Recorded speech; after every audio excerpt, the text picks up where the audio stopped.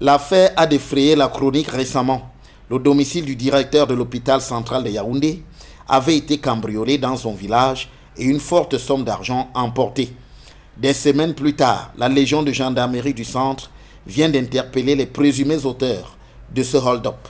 Un cambriolage a été perpétré par 7 individus armés dans la résidence secondaire d'un haut commis de l'État, résidence située à plus de 80 km de la ville de Yaoundé. Ces gangsters armés n'ont eu aucune peine à ligoter l'agent d'entretien et le gardien, à défoncer les portes et à s'introduire dans cette résidence. Toutes les chambres ont été passées au peigne fin et à la fin, la somme d'environ 80 millions de francs a été emportée. Quant aux présumés auteurs du braquage, ils racontent eux-mêmes comment ils ont procédé lors du cambriolage. On avait mené le coup, nous étions tous dans le besoin d'argent comme tout le monde peut bien l'être. Nous étions au nombre de 5. Il y avait un employé qui était sur le terrain, on l'a maîtrisé, c'est lui qui nous a conduit. Là, il y avait le gardien. C'est par la suite que le gardien nous a montré la maison. On a cassé la maison et puis on a pu emporter de l'argent. Les auteurs de ces casses ont été présentés à la presse ainsi que leur parcours une fois leur forfait commis.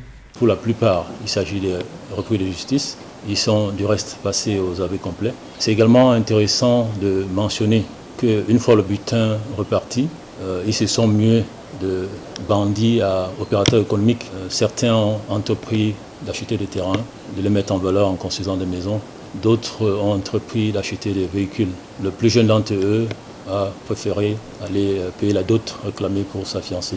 Bien que les 5 présumés auteurs du braquage ont été mis aux arrêts, la gendarmerie dit poursuivre son enquête. Nous voulons, au-delà des 5 personnes qui ont été interpellées, nous voulons nous rassurer qu'il n'y a pas de complicité au niveau de la communauté dans laquelle ce cambriolage a eu lieu.